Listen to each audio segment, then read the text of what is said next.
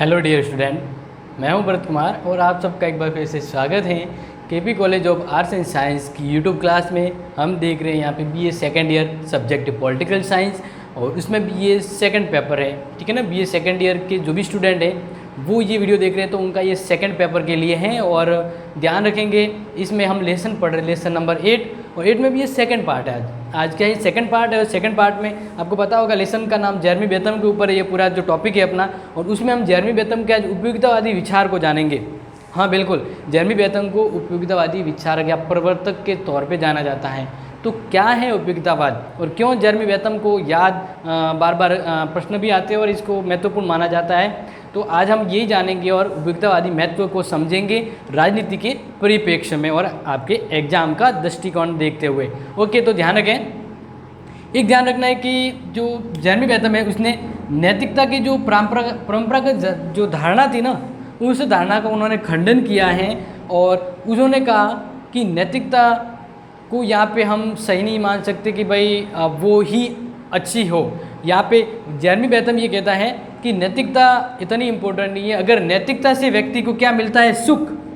नैतिक पालन से नैतिकता या जो नैतिक तत्व हैं जो समाज में मौजूद है उनसे अगर व्यक्ति को सुख मिलता है तो यही सुखवाद का जो नियम है उस सुखवाद को ही हम यहाँ पे कहेंगे उपयोगितावाद। कि कोई चीज़ कितनी इम्पोर्टेंट है, व्यक्ति के लिए कितना जरूरी, यानी क्या वो चीज़ जो व्यक्ति कर रहा है वह उसे संतुष्टि सुख प्रदान करेगी, क्या उससे उसको दुख मिल रहा है।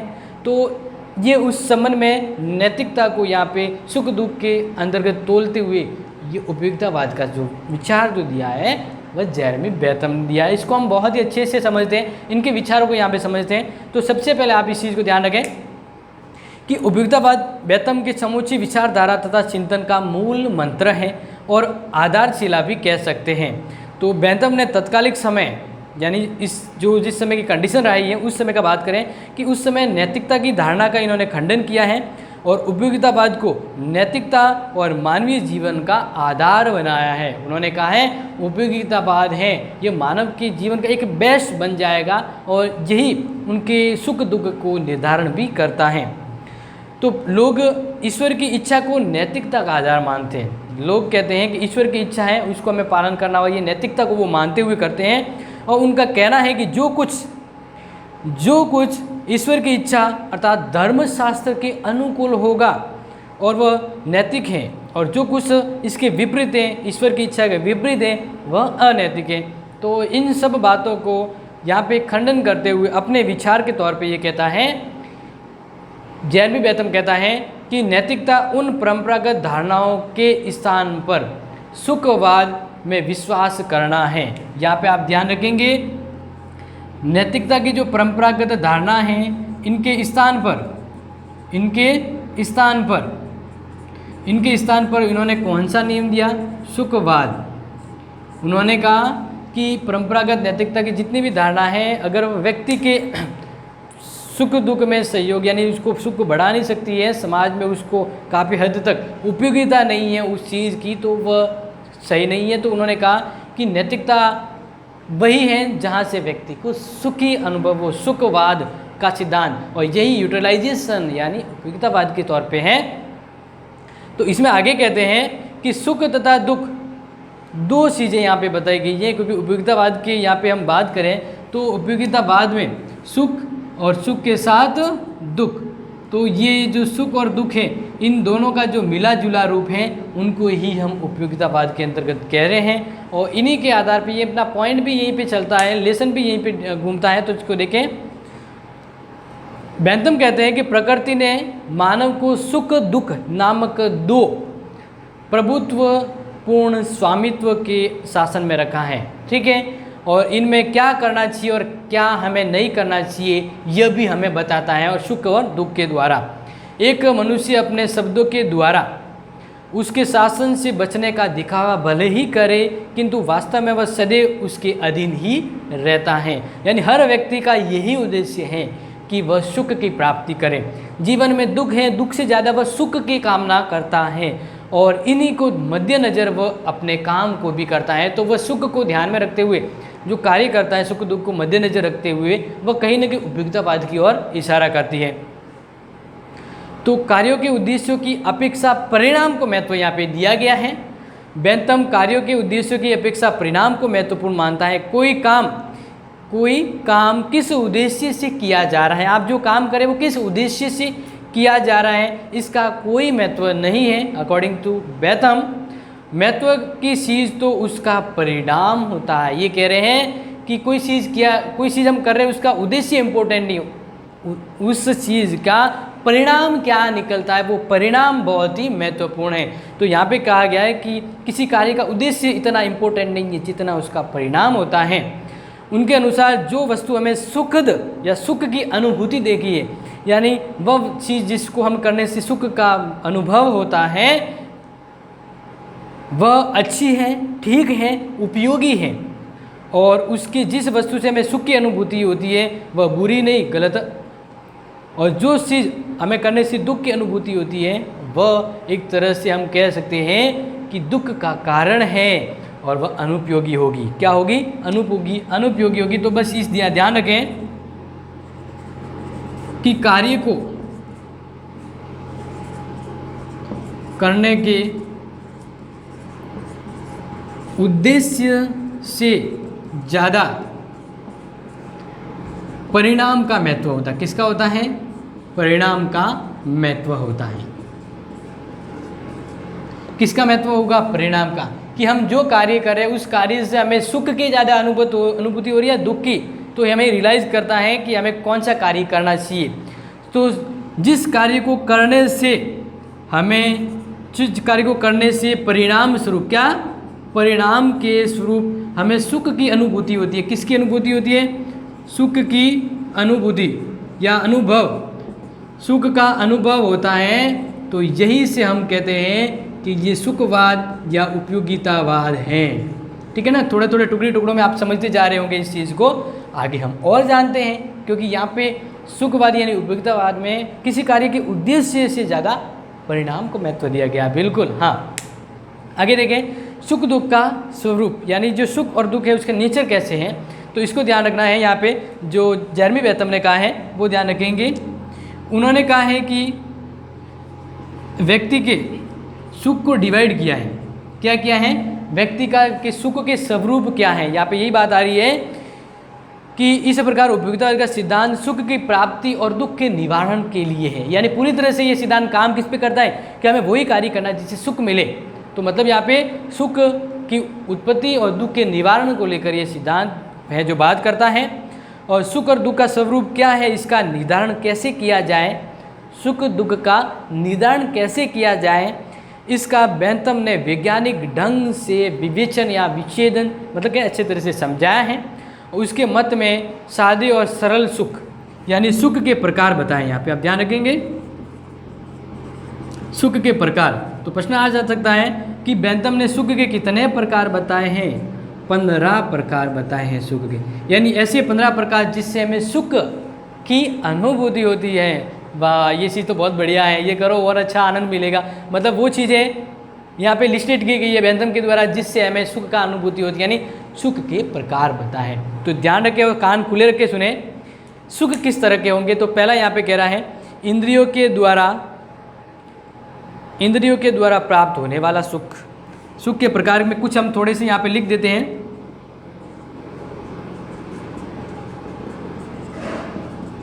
इंद्रियों से प्राप्त सुख, संपत्ति, पैसों से क्या सुख प्राप्त होता है? संपत्ति से प्राप्त सुख। ठीक है, नेक्स्ट बात आती है दक्षता।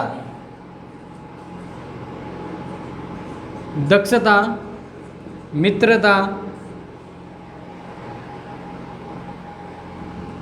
शक्ति, पवित्रता, यानी ऐसे कुछ प्रकार बता रहे कि हमारे अगर टैलेंट है तो हमें वही खुशी मिलती है।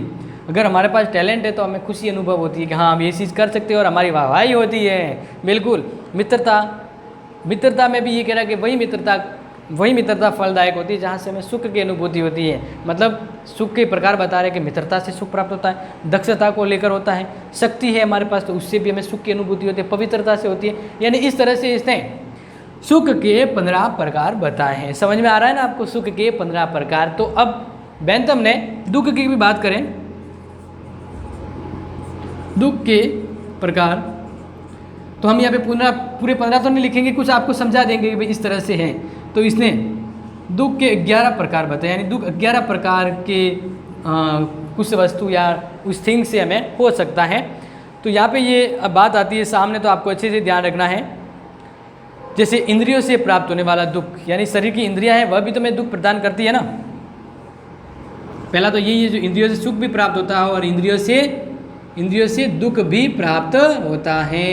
ये चीज़ आप ध्यान रखें इस चीज़ को। एक चीज़ के दो पहलू हैं।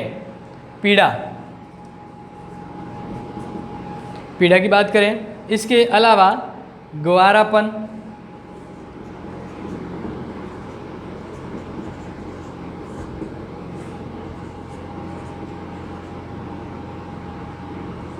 दुश्मनी, ग्वारापन यानी अगर कोई टैलेंट नहीं है, मतलब कुछ समझ नहीं है, नॉलेज नहीं है, तो उसका हर जगह तिरस्कार होता है, तो वो अंदर अंदर दुख अनुभव करता है।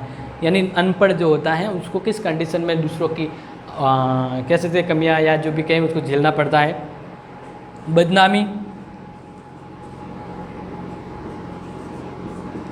बदनामी के अलावा और भी है उदारता, ज़्यादा उदारपन होते हैं तो उससे भी दुख अनुभव होता है। यानी ज़्यादा भलाई करने जाते हैं तो कहीं ना कहीं दुख का अनुभव भी होता है। मतलब एक तरह से अब देखें तो ये जो यहाँ पे डिवाइड कर रहे हैं, स्मृति, कल्पना, तो अब आप समझ जाइए यहाँ पे हम बात कर रहे हैं। जेरेमी बेंथम ने सुख के प्रकार बताए हैं, दुख के प्रकार बताए, तो 15 तो है सुख के और 11 दुख के प्रकार है जेरेमी बेंथम। मैं बता दूं कुछ हमने यहाँ पे आपके सामने लिखे हैं, तो अगर आप कंटिन्यू पढ़ ही रहे, समझ रहे तो उसको नोट भी कर लीजिए, और अगर नोट करने में टाइम जा रहा है तो इसको स्क्रीनशॉट ले लीजिए, ठीक है ना। फिर आगे बढ़ते हैं हम नेक्स्ट, इनके विचार को और अच्छे से जानते हैं। और अब हम देखते हैं कि सुख और दुख कैसे प्राप्त होता है, यानी सुख और दुख के स्रोत क्या हैं वो देखेंगे हम यहाँ पे। अब तो आपको ध्यान रखना, ये एग्ज़ाम में जब आए बड़े लेवल पे तो आपको ये चीज़ें पॉइंट है ना नोट की हुई बहुत काम आएगी सच में। और आपका खुद का नोट्स किया हुआ ना, ये चीज़ें आपके बहुत हद तक आगे भी काम आती है। तो जो आप समझ रहे हो इसको नोट भी करें और वापस इसको रिवीजन के तौर पे भी देखें। समझ में आ रहा है ना जो मैं बता रहा हूँ। तो अब हम देखते हैं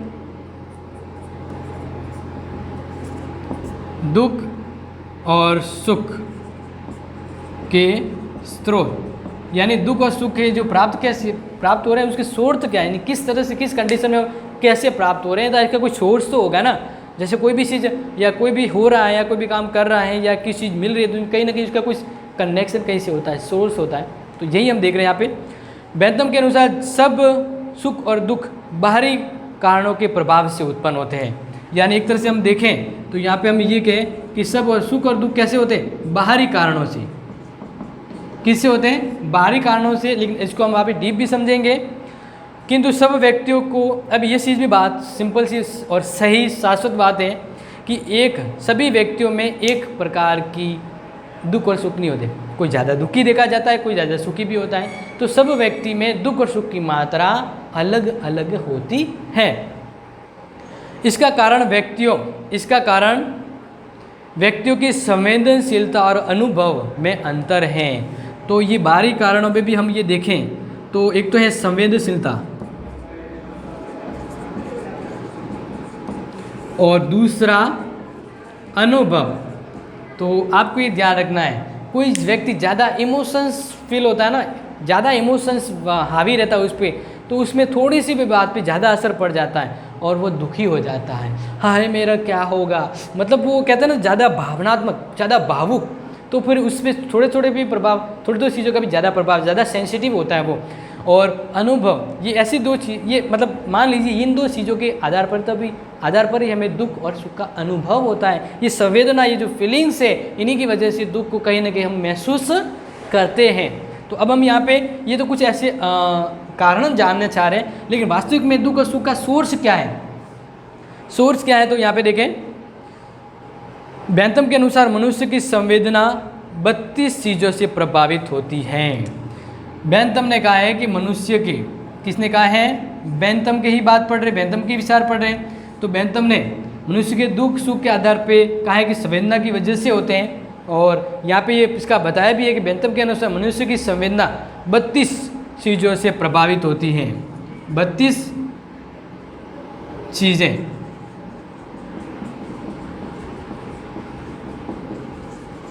बेंथम ने कहा है कि जो संवेदना है ये व्यक्तियों में 32 ऐसी चीज़ें हैं जो बेंथम ने गिनाई, इन्हीं वजह से संवेदना वो प्रभावित होती है और इन्हीं संवेदना अनुभवों की वजह से दुख और सुख है वो होते हैं। अब जैसे यहाँ पे कहा गया है स्वास्थ्य, ज्ञान की मात्रा,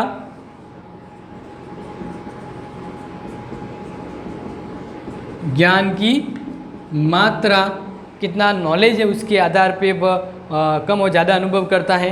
मन की स्थिरता, यानी मन को मान लीजिए बौद्धिकता या बौद्धिक स्तर, नैतिक संवेदना,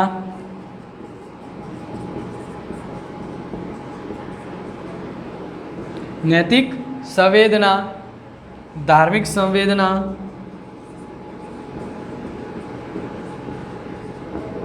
तो कहीं ना कहीं बेंथम ने संवेदना के 32 जो प्रभाव बताए हैं, इस वजह से संवेदना प्रभावित होती है और दुख सुख होता है। तो इसमें भी संवेदना को वापस 32 तरह के कुछ ऐसे प्रभावित चीज़ें बताई है जिस वजह से संवेदना प्रभावित होती है। अब हम यहाँ पे देखते हैं, ध्यान रखना एग्जाम में आएगा, ऐसे नहीं है आपकी ये फालतू चीज़ें टॉपिक नहीं क्या करना है। और ध्यान रखिए जो चीज़ें होती है ना उसका कुछ न कुछ तो रीज़न है। अगर आप ये देख रहे हो तो इसका कुछ रीज़न है, क्योंकि ये चीज़ें आपके लिए महत्वपूर्ण हैं। तो अब हम देखते हैं आयु, लिंग वगैरह ये सभी हैं वो इससे प्रभावित होती है। आप नोट करना चाहे तो कर सकते हैं, ठीक है ना। ये सब चीज़ें हैं जो प्रभावित करती हैं। अब हम देखते हैं बेंथम ने सुख दुख के 5 स्रोत बताए हैं। वास्तविक में हम जो देख रहे थे दुख सुख के किसकी हम बात करें, यहाँ पे बेंथम की करें। बार बार ये इसलिए बता रहा हूँ कि नाम याद रह जाए। बेंथम ने दुख सुख के कितने सोर्स बताए हैं? 5 सोर्स, ठीक है ना। ये संवेदना, यहाँ पे हम जो बात कर रहे थे ये तो संवेदना की थी। किसकी थी? संवेदना की थी। अब हम दुख सुख के 5 स्रोतों की बात करते हैं कि दुख और सुख महत्वपूर्ण 5 स्रोतों से होता है। पहला है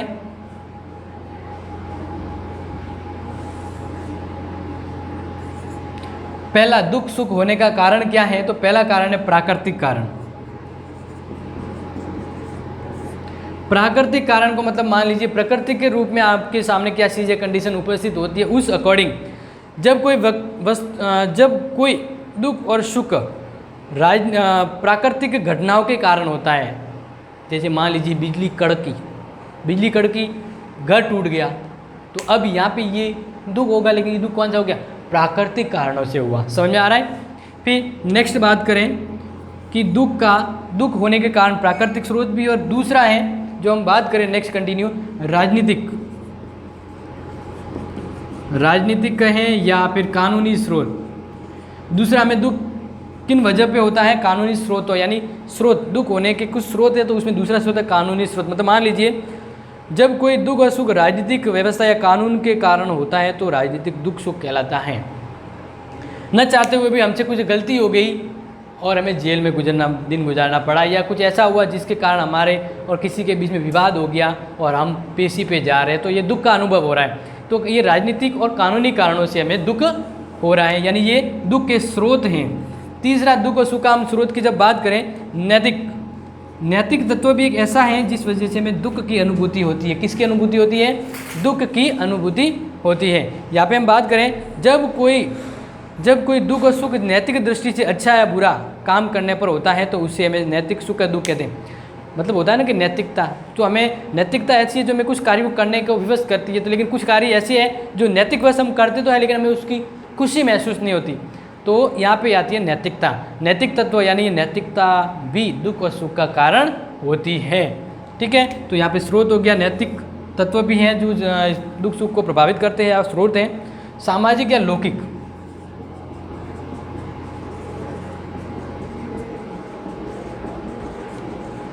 फिर दुख और सुख का एक और स्रोत क्या है? सामाजिक। समाज में जब रह रहे हैं, संसार में रह रहे हैं, तो लौकिक घटनाओं, लौकिक गतिविधि और परंपराओं से गुजरना पड़ता है। तो समाज में रहते हुए हमें दुख और सुख का अनुभव होता है, तो ये सामाजिक हो गया, यानी सामाजिक स्रोत भी है। जब किसी कार्य को करने पर समाज में हमें पुरस्कार और कभी ऐसा कार्य हो जाता है जिससे हमें दंड मिलता है, तो समाज में रहते हुए हमारे साथ जो सुख और दुख का अनुभव है ये यानी यहाँ पे हो गया सुख और दुख का स्रोत, सामाजिक स्रोत। पांचवी बात करें हम यहाँ पे धार्मिक, कभी हम धार्मिक कारणों से भी दुखी होते हैं, तो धार्मिक यहाँ पे ध्यान रखना कि धार्मिक मान्यताओं के अनुसार हमें धर्म विरुद्ध काम करने पर जो सुख और दुख मिलता है वो उसका स्रोत है धर्म का स्रोत। ओके, तो मेरे अकॉर्डिंग मेरा मानना है कि ये चीज़ें आपके समझ में आ रही होगी, ठीक है ना। तो अब हम बात करें यहाँ पे सुख और दुख के स्रोत, तो 5 स्रोत आप समझ लिए, बाकी कारण आप जान लिए, मतलब अगर आप ये वीडियो देख रहे हैं तो डेफिनेटली आपकी चीज़ें क्लियर हो रही होगी। आगे हम थोड़ा सा एक और महत्वपूर्ण रह गया है, 5 मिनट और टाइम लेके करते हैं, तो ध्यान रखें। बेंथम ने उपयुक्ततावाद के सिद्धांत की एक महत्वपूर्ण बात यह है कि वह विभिन्न सुखों के केवल परिणाम मात्रा का भेद मानता है, ठीक है ना। यहाँ पे ये कहा गया है गुण का नहीं। जो बेंथम है वह सुख और दुख को मात्रा के आधार पे देखता है, गुण के आधार पे नहीं, ये नोट करने वाली बात है। और उपयुक्ततावाद के सिद्धांत के अनुसार ये कहना गलत होगा कि एक सुख दूसरे से श्रेष्ठ और निम्न होता है। यदि हमें सुखों के बीच गुणात्मक भेद मान लिया जाए तो फिर उपयोगिता अच्छाई का मापदंड रहेगा, फिर हमें अच्छाई का कोई अन्य मापदंड ढूंढना होता है। विभिन्न सुखों में केवल मात्रा का भेद होता है। इस संबंध में उसकी प्रसिद्ध उक्ति है कि सुख की मात्रा समान होने पर पुष्पिन उतना ही श्रेष्ठ है जितना काव्य पढ़ना। तो अब एक चीज़ और इम्पोर्टेंट है, वो आप ध्यान रखें।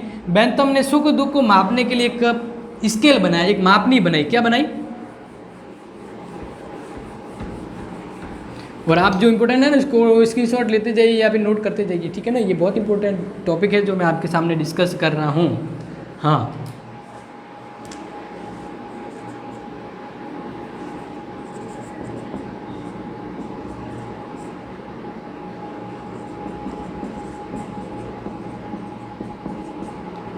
आनंद मापक पद्धति, यानी हम बात करें बेंथम की, तो बेंथम ने सुख दुख को मापने की एक स्केल बनाई, ठीक है ना। तो उसको कहते हैं आनंद, क्या कहते हैं? आनंद मापक पद्धति, यानी किस आधार पर अरस्तु है वो सुख दुख का मापन करता। तो ध्यान रखना है कि बेंथम के विचार में सुख दुख को मापा जा सकता है, उसके लिए उसने एक आनंद मापक पद्धति बनाई थी और उसके अनुसार इसने 6 बातों पर ध्यान दिया। आनंद मापक पद्धति के लिए उन्होंने 6 बातों पर ध्यान दिया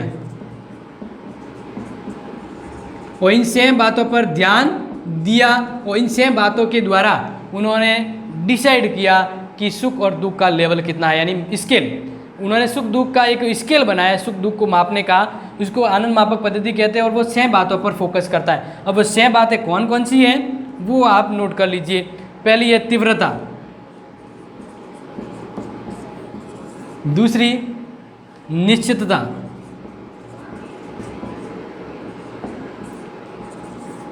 तीसरी जो बातें हैं वह है, आप ध्यान रखेंगे, निकटता, या हम इसको संबंध समीप भी बोलते हैं। निकटता हुआ, निकटता यानी नज़दीक या दूरी। चौथा है यहाँ पे ध्यान रखें विशुद्धता,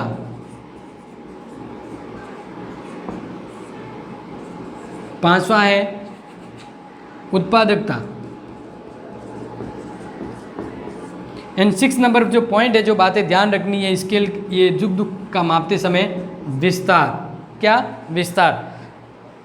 तो अब यहाँ पे ध्यान रखेंगे जेरेमी बेंथम ने आनंद मापक एक स्केल बनाया, पद्धति, ठीक है ना, यानी सुख दुख को मापने के लिए एक पद्धति बनाई थी उसने और उस पद्धति में 6 बातों पर ध्यान दिया जाता है। तीव्रता, सुख दुख के मापने के लिए तीव्रता, क्या स्केल लेवल, क्या तीव्रता देख दिया। निश्चितता, कितना सही कन्फर्म है या नहीं। निकट और दूर, उसको निकट और दूर के तौर पे भी मापते, कितना वो निकटता में प्रभावित करता, कितना दूर रह के वो चीज़ प्रभावित करती है सुख दुख में। विशुद्धता और उत्पादकता, विशुद्धता यानी क्लेरिफिकेशन, अच्छे से स्पष्टता। उत्पादकता के बारे में कहा कि एक सुख द्वारा अपने जैसा सुख उत्पन्न करना, एक सुख है और उससे हमें दूसरा सुख उत्पन्न होता है तो वो सुख की मात्रा बढ़ाता है, ठीक है। इसी तरह विशुद्धता भी मापक के लिए जरूरी है। और विस्तार, मिलने, यानी विस्तार का मतलब है कि मिलने वाला सुख और दुख का प्रभाव कितने व्यक्तियों पर है। मुझे सुख मिल रहा है तो मेरे सुख से कितने व्यक्तियों को सुखी अनुभव हो रहा है, तो इस वजह से सुख और दुख का यहाँ पे मापन होता है। फिर कह रहे हैं कि एक तरफ है जो दुख को इकट्ठा कर लो, एक तरफ है सुख को इकट्ठा कर लो। अब देखो कि सुख ज़्यादा है या दुख, घटा के देखोगे तो कि सुख ज़्यादा है, सुख अगर ज़्यादा मिल रहा है तो वो व्यक्ति सुखी होगा। क्या होगा? सुखी होगा। इसी तरह से ये सिद्धांत है जो इसके लिए काम करता है। बेंथम उपयुक्ततावाद को एक सार्वभौमिक सिद्धांत मानता है। उसका कथन है कि मानवीय आचरण की सभी व्याख्या प्रत्यक्ष और परोक्ष रूप से उपयोगितावाद के सिद्धांत पर ही जरूरत है। यानी उन्होंने कहा कि शासन सरकार चलाती है तो व्यक्ति को क्या चाहिए, यानी व्यक्ति को चाहिए सुख, तो सरकार भी सुख और दुख का मापन करते हुए ही कार्य करे। ये सिद्धांत यहाँ पे काम करता है कि जहाँ सुखी हो वही काम करना चाहिए, दुख का काम छोड़ दो। यानी ये सामाजिक सिद्धांत में भी बहुत महत्वपूर्ण, राजनीति में भी बहुत महत्वपूर्ण है। बेंथम के अनुसार उपयुक्ततावाद का सिद्धांत सुनिश्चित और वस्तुपरक है तथा उसे प्रयोग द्वारा सिद्ध किया जा सकता है। यदि हम मानवीय संबंधों के संचालन को सुनिश्चित विज्ञान का रूप देना चाहते हैं तो हमें उपयुक्ततावाद के सिद्धांत को अपनाना होगा और हमारे द्वारा ऐसा किया जाना चाहिए, क्योंकि उपयुक्ततावाद के सिद्धांत का अर्थ है आनंद और कष्टों के तुलनात्मक अनुमान की गणना करना और विधि निर्माण का उद्देश्य जनता को आनंद देना है। तो ये सिद्धांत वास्तविकता पे है। आई थिंक आप समझ गए होंगे उपयुक्ततावाद क्या है। अगर फिर भी कन्फ्यूजन रह जाता है तो आप जरूर कमेंट बॉक्स में मेंशन कर सकते हैं। नेक्स्ट मिलेंगे हम इसके आगे वाले विचार को लेकर, तब तक के लिए thank you, have a nice day.